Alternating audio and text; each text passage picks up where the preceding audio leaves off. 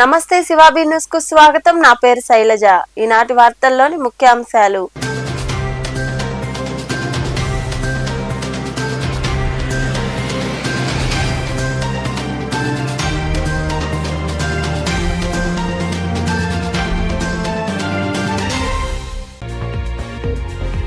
గూడూరు రహదారులు అధ్వానం. Gas pipe line కోసం గుంతలు తీసి వదిలేయడంతో పరిస్థితి. తాగునీటి పైప్ లైన్ కూడా దెబ్బతినడంతో కలుషిత నీరు. అధికారులు స్పందించి చర్యలు తీసుకోవాలని కోరుతున్న స్థానికులు.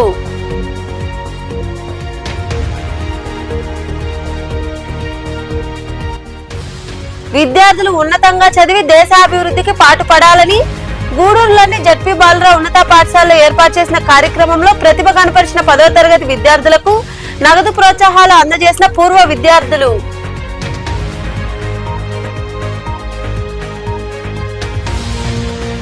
₹10 లక్షల విలువ చేసే ఎర్ర దొంగలు పట్టివేత.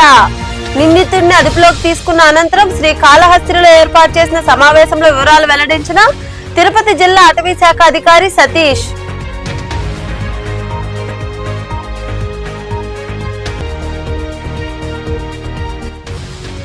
ఘనంగా శ్రీ హజరత్ ఖాదర్ షా వలి గంధోత్సవం.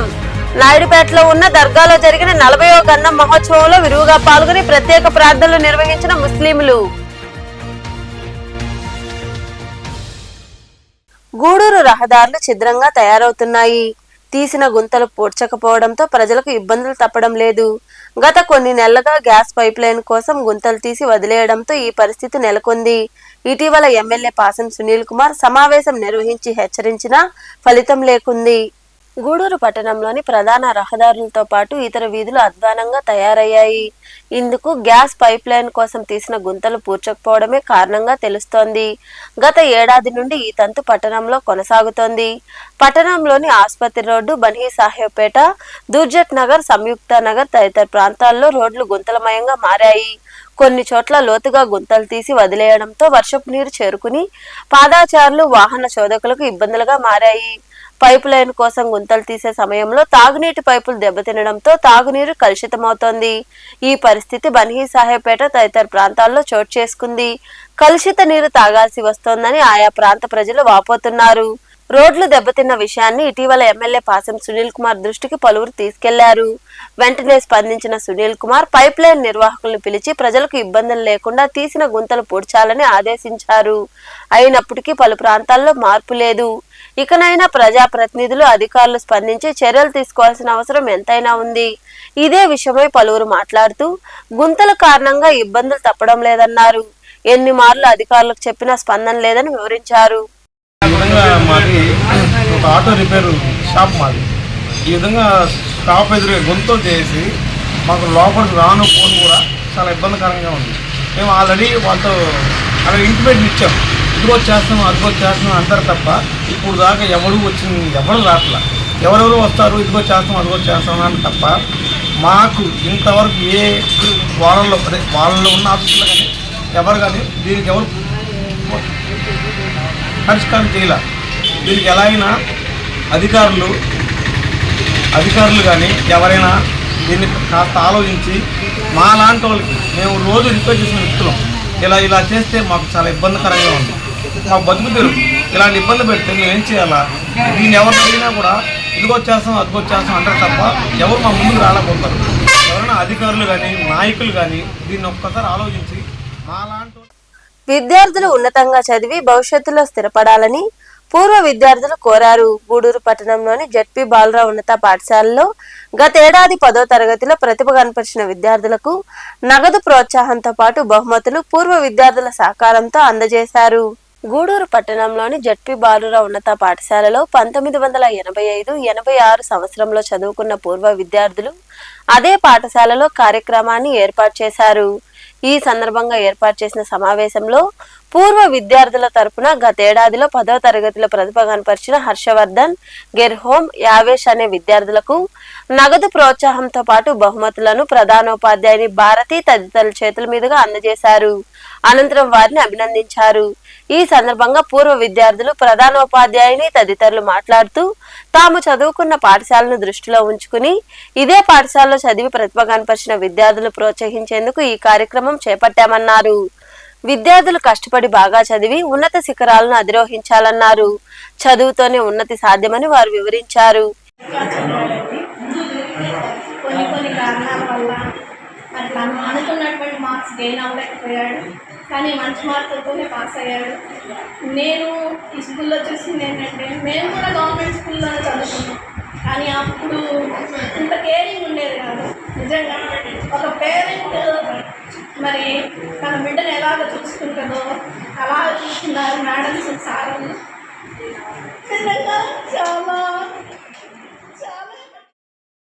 తర్వాత గురువు యొక్క స్థానం చాలా విలువైనది. అది గురువు నిలబెట్టుకోవాలి. అదే స్థితిలో విద్యార్థి కూడా విద్యార్థి ఎక్కడైనా మాస్టర్ కనబడినప్పుడు, ఎంత పెద్దవాడైనా ఎంత చిన్నవాడైనా, ఒకప్పుడు మనకు విద్యను బోధించిన ఉపాధ్యాయుడు అనేది మనసులో ఉంటే ఒక చిన్న నమస్కారం పెడితే ఆయనకి పండిక్కినంత ఆనందం కలుగుతుంది. డబ్బులు ఇస్తే ఇంకోటి ఇస్తే కాదు, ఆ ఆనందాన్ని వర్ణించడం వర్ణాది, అది ఎప్పటికీ ఉంటుంది. ఫర్ ఎగ్జాంపుల్, నాకు 6th క్లాస్ నుంచి 8th క్లాస్ వరకు సిహెచ్ రామయ్య, మీ అందరికీ తెలిసి వైట్ అండ్ వైట్ వేస్తాడు, స్కౌట్, ఇదే స్కూల్లో. ఆయన ఇంగ్లీష్ హ్యాండ్ రైటింగ్ నేర్పించాడు నాకు. ఈ రోజు కూడా legible hand writing, super hand writing నేను కూడా పిల్లలకి ఇలా రాస్తే ఇలా వస్తుంది, ఇలా నేర్చుకోండి. తెలుగులో అక్షరాలు కా అంటే ఏ, ఏ అంటే కా అంటే ఇంగ్లీష్ నేర్చుకోవడం కష్టమని మీకు ప్రోత్సాహంగా నెక్స్ట్ వచ్చేటటువంటి స్టూడెంట్కి మీరు పట్టుదల ఏర్పాటు చేస్తున్నాం. మేము కూడా చదువుకుంటే ఫస్ట్ మార్క్ వస్తే మాకు కూడా ఇటువంటి ప్రోత్సాహం ఉంటుందని చెప్పాలని ఒక ఆశ పడుతుంది. అయితే ఈ కార్యక్రమం చాలా సంతోషకరమైంది. ముఖ్యంగా ఉపాధ్యాయులు అంటే నాకు చాలా గౌరవం. ఎంత గౌరవం అంటే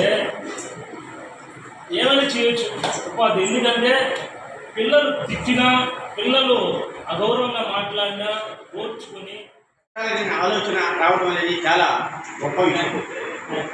ఇది మీకు ప్రైజెస్ ఇవ్వటం అనేది మీ కింద ఉన్నటువంటి వ్యక్తి ఇంత గొప్ప అదృష్టం అతను తీసుకున్నప్పుడు నేను ఎందుకు తీసుకోలేదు అనే ఆలోచన వచ్చి అతను కూడా నెక్స్ట్ ఇయర్ ట్రై చేసేటువంటి ఆలోచన ప్రభుత్వం అతనికి రావాలన్నమాట.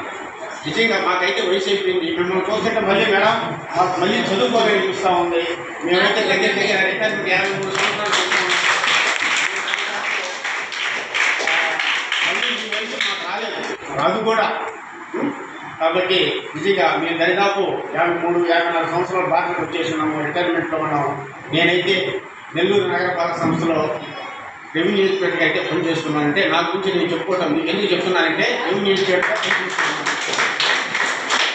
నాకు 53 సంవత్సరాలు. ఒక్క విషయం గుర్తుపెట్టుకోండి, మా రెవెన్యూ ఇన్స్పెక్టర్లు మా మున్సిపల్ కార్పొరేషన్లో దరిదాపు సార్ వరప్రసాద్ సార్ 6000 మంది స్టాఫ్ ఉంటారు. సచివాలయం పిల్లకాయలు కానీ, శానిటేషన్లు కానీ, వాలంటీర్లు కానీ, జనరల్ అడ్మినిస్ట్రేషన్ కానీ, శానిటరీ ఇన్స్పెక్టర్లు కానీ, ఏఈలు కానీ, డిఈలు కానీ, ఎస్సీలు కానీ, హెల్త్ ఆఫీసర్లు కానీ మొత్తం దరిదాపు 6000 మంది. ఈ 6000 మందికి మమ్మల్ని వచ్చిన ఆలోచనే ఇది. ఈ మన తర్వాత తరాల వాళ్ళకి మనం ఏదైతే ఉందో మనం సహాయపడదాము, వాళ్ళు స్ఫూర్తి నింపాలంటే ఏం చేయాలా అని మేము అప్పుడు కలిసినప్పుడు మాట్లాడుకుంటే మాలో చాలామంది ఈ విధంగా టాప్ 1 to 3కి మనం ఏదైనా నగదు పురస్కారాలు ఇస్తే వాళ్ళకి ఫర్దర్ ప్రొసీడ్ కావడానికి బాగుంటుంది. ప్లస్ దాన్ని ఇప్పుడు 10th క్లాస్ వచ్చిన విద్యార్థులు చూస్తే వాళ్ళకి ఇది ఉత్తేజపూరితంగా ఉంటుంది అని మాలో ఎక్కువ మంది అభిప్రాయపడిన మీదట ఈ కార్యక్రమాన్ని మొదలుపెట్టి తొలిసారిగా 2023లో 10th క్లాస్ పాస్ అవుతాయి వాళ్ళకి ఈ విధంగా ఇవ్వడం జరిగింది.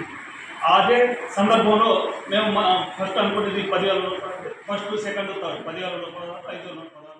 ఈ కార్యక్రమంలో వరప్రసాద్, దామోదర్ మరియు పూర్వ విద్యార్థులు పాల్గొన్నారు.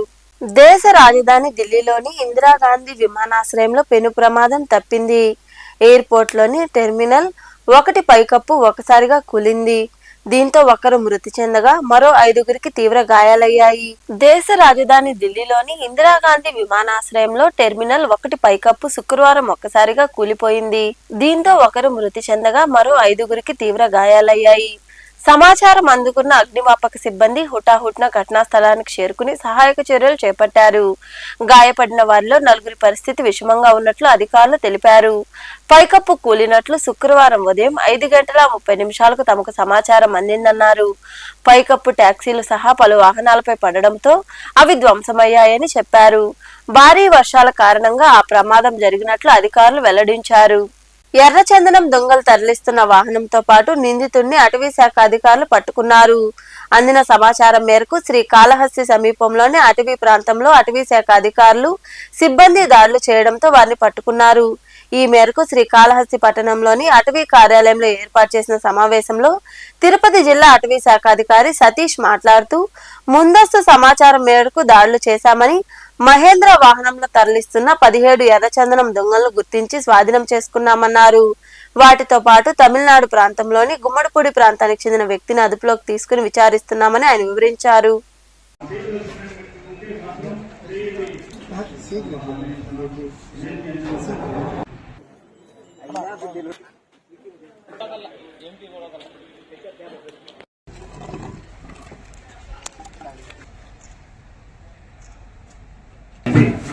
నిన్న రాత్రి సుమారు 10:30 గంటలకి ముందస్తు సమాచారం మేరకు 2 టీంలుగా విడిపోయి పకడ్బందీగా గస్తీ నిర్వహించారు.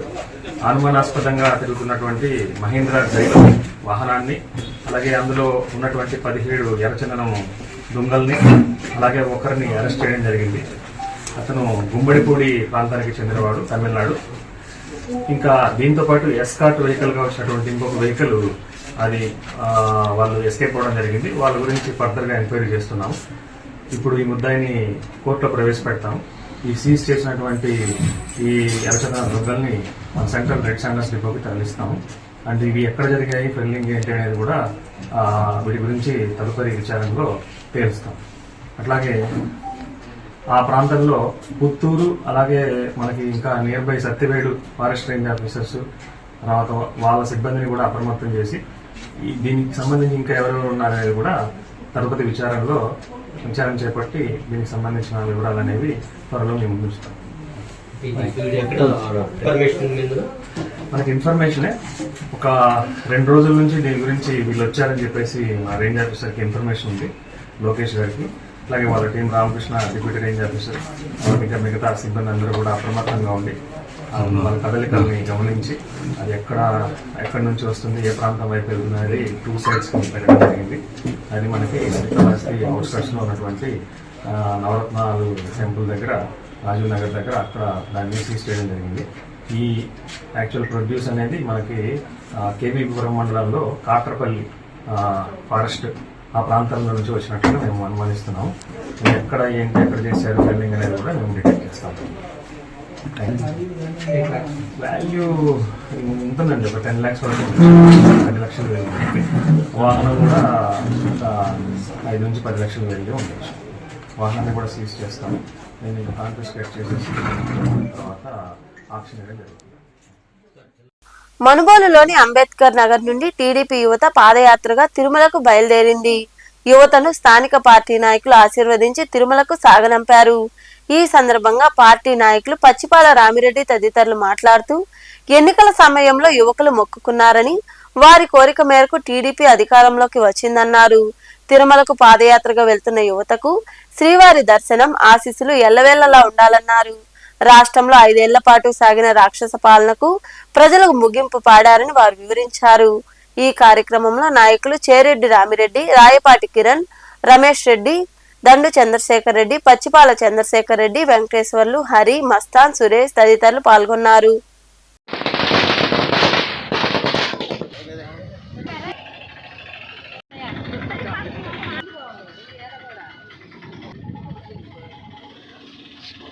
గతంలో జరిగిన శాసనసభ ఎన్నికల్లో సోమిరెడ్డి చంద్రమోహన్ రెడ్డి గారు దిగ్విజయంగా గెలిచి ఎమ్మెల్యే అయితే మేమందరం కలిసి పరమేశ్వరుడు వెంకటేశ్వర స్వామికి మొక్కుకొని ఆయన గెలిచిన వెంటనే మేమందరం పాదయాత్ర చేసి వెంకటేశ్వర స్వామికి మొక్కులు చెల్లించుకొని వస్తామని చెప్పి కోరుకున్నాం. కాబట్టి అదేవిధంగా ఈరోజు శాసనసభ్యుడిగా ఎన్నికయ్యి చంద్రమోహన్ రెడ్డి గారు కూడా నెల్లూరుకు రావడం జరిగింది.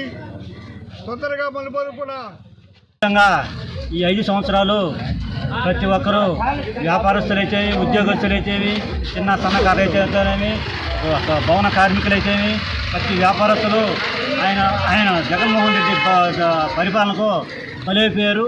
ఈ 5 సంవత్సరాలు ఎప్పుడెప్పుడు వస్తుందా తెలుగుదేశం పార్టీ అని చెప్పి జనం ఎదురు చూశారు. ఈ 5 సంవత్సరాలు అయిపోయిన వెంటనే ఈ అసెంబ్లీ ఎలక్షన్స్ వచ్చినాయి. నారా చంద్రబాబు నాయకత్వంలో, ఈ రాష్ట్రంలో నారా చంద్రబాబు నాయకత్వంలో, ఈ జిల్లాలో సోమిరెడ్డి చంద్రమోహన్ నాయకత్వంలో ఈ తెలుగుదేశం పార్టీ విజయదుందుకు మోగించింది. ఎలక్షన్లోనే మేము మొక్కోవడం జరిగింది. రాష్ట్రంలో చంద్రబాబు నాయుడు, ఈ జిల్లాలో తెలుగుదేశం పార్టీ అన్ని సీట్లు తెలుగుదేశం కైవసం చేసుకున్న సందర్భంలో మేము ఇక్కడ మునుగోలు నుంచి పాదయాత్రగా వెంకటేశ్వర స్వామి తిరుమలకి వస్తానని మొక్కడం జరిగింది. అదేవిధంగా రాష్ట్రంలో ఇలా గెలుపు కోసం అహర్నిశలు పనిచేసిన కార్యకర్తలు వాళ్ళ దేవుళ్ళని వాళ్ళు స్మరించుకోవడం జరిగింది. దాంట్లో భాగంగానే ఈరోజు సోమిరెడ్డి చంద్రమోహన్ రెడ్డి కానీ నారా చంద్రబాబు నాయుడు కానీ ఇద్దరు కూడా రాష్ట్రంలో అధికారులకు వచ్చిన వెంటనే పాదయాత్రగా మేము వచ్చి శ్రీ వెంకటేశ్వర స్వామిని దర్శించుకుంటాం అని చెప్పి గ్రామస్తులందరూ కూడా ఉత్తగంటంతో మొక్కులు చెల్లించుకోవడం జరిగింది. దాంట్లో భాగంగానే ఈరోజు పాదయాత్ర చేస్తున్నటువంటి మునుబోలు హరిజనవాడ యువత పెద్దలందరూ కూడా ముక్కమ్మడిగా ఈరోజు స్వామివారిని దర్శనానికి బయలుదేరుతున్నారు. ఈ దర్శన భాగ్యంలో వీళ్ళందరికీ ఆటంకం జరగకుండా సైదాపురం మండలంలోని కలిచేడు గ్రామ రైతులకు వెంటనే పట్టా పాస్ పుస్తకాలు మంజూరు చేయాలని, అలాగే మైనింగ్ లో పనిచేస్తున్న కార్మికుల కోసం వెంటనే ఆసుపత్రి ఏర్పాటు చేయాలని విద్యార్థి సంఘాల నాయకులు షఫీహరన్ డిమాండ్ చేశారు. కలిచేడు సైదాపురంలో నిరసన తెలిపి అధికారులకు వినతిపత్రం అందజేశారు. ఈ సందర్భంగా షఫీహరన్ మాట్లాడుతూ ప్రజలు ఎదుర్కొంటున్న సమస్యలు పరిష్కరించకపోతే ఉద్యమం చేపడతామని హెచ్చరించారు. ఈ కార్యక్రమంలో రైతులు సుబ్బయ్య, రమణయ్య, కిరణ్, శివ తదితరులు పాల్గొన్నారు. నిరసన తెలియజేస్తున్నాము. ముందు కలిచేడు సచివాలయం దగ్గర నిరసన చేసి, తర్వాత రేపు ఎంఆర్ ఆఫీస్ దగ్గర నిరసన చేసి, తర్వాత నెల్లూరు జిల్లా కలెక్టర్ ఆఫీస్ దగ్గర నిరసన చేసి ఖచ్చితంగా కలిచేడు రైతులకి పట్టాలు అందించే విధంగా మేము ఉద్యమాన్ని సాగిస్తాము. అట్లాగే ఇక్కడ మైనింగ్ కార్మికులకి హాస్పిటల్ కావాలి, అట్లాగే మైనింగ్ స్టూడెంట్స్కి మంచి స్కూల్, కాలేజ్, హాస్టల్ ఏర్పాటు చేయాలని, ఇది సాధించేంత వరకు మా ఉద్యమం కొనసాగుతుందని చెప్పి దయచేసి ఎవరైతే ఇళ్లలో వృద్ధులు ఉంటారో వాళ్ళు మాకు సహకరించండి.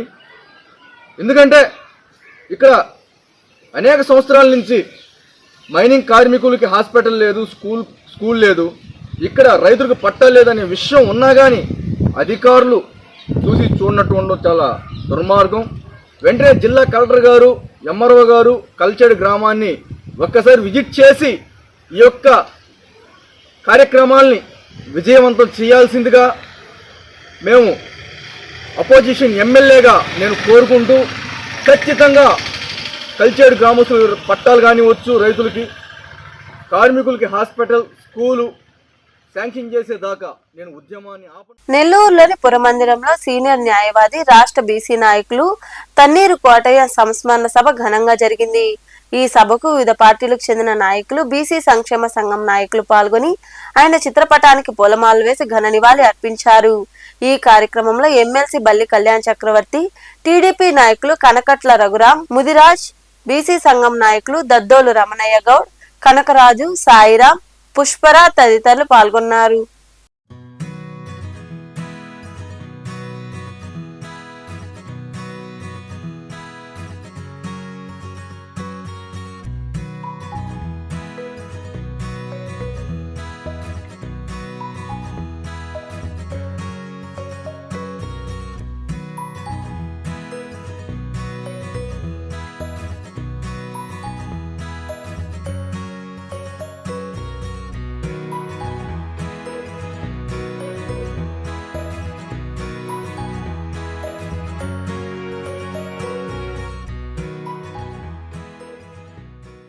నాయుడుపేట పట్టణంలో ఉన్న శ్రీ హజరత్ ఖాదర్ షావలి 40వ గంధం మహోత్సవాన్ని ఘనంగా నిర్వహించారు.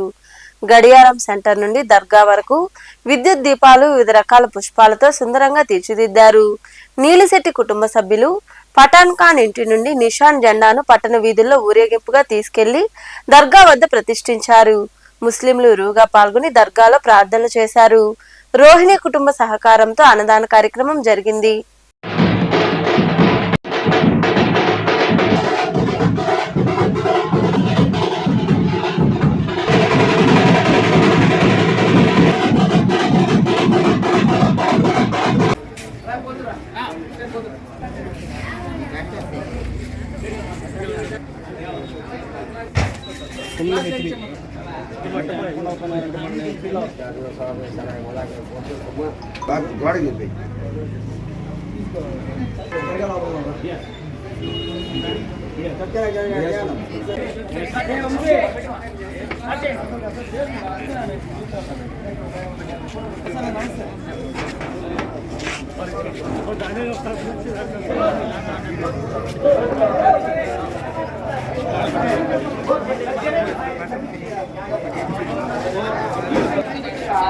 గూడూరు పట్టణంలో శుక్రవారం నాటి బంగారం ధరలను the Gudur pawn brokers association jewellers committee ప్రతినిధులు వెల్లడించారు. 10 గ్రాముల బంగారం ధర 72,090 రూపాయలు కాగా 8 గ్రాముల బంగారం ధర 54,600 రూపాయలుగా ఉంది. అలాగే గ్రాము బంగారం ధర విషయానికొస్తే 6,825 రూపాయలు అయితే వెండి గ్రాము ధర 92 రూపాయల 20 పైసలుగా ఉందని అసోసియేషన్ ప్రతినిధులు తెలిపారు. వార్తలు ముగించే ముందు ముఖ్యాంశాలు మరోసారి.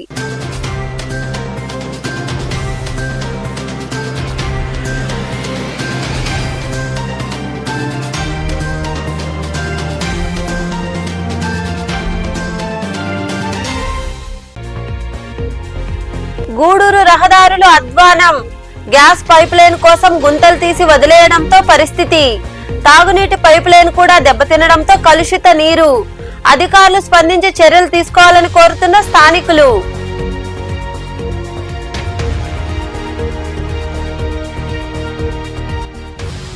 విద్యార్థులు ఉన్నతంగా చదివి దేశాభివృద్ధికి పాటుపడాలని గూడూరులోని జడ్పీ బాలుర ఉన్నత పాఠశాలలో ఏర్పాటు చేసిన కార్యక్రమంలో ప్రతిభ కనపరిచిన 10వ తరగతి విద్యార్థులకు నగదు ప్రోత్సాహాలు అందజేసిన పూర్వ విద్యార్థులు.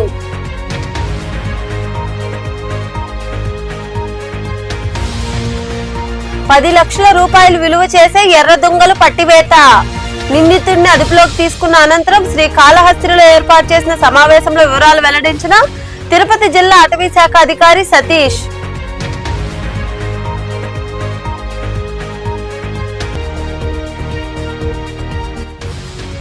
ఘనంగా శ్రీ హజరత్ ఖాదర్ షా వలీ గంధోత్సవం. నాయుడుపేటలో ఉన్న దర్గాలో జరిగిన 40వ గంధం మహోత్సవంలో విరివిగా పాల్గొని ప్రత్యేక ప్రార్థనలు నిర్వహించిన ముస్లింలు. ఈ వార్తలు ఇంతటితో సమాప్తం. తిరిగి ప్రసారమయ్యే శివాబీ న్యూస్ లో మళ్ళీ కలుద్దాం. అంతవరకు సెలవు. నమస్తే.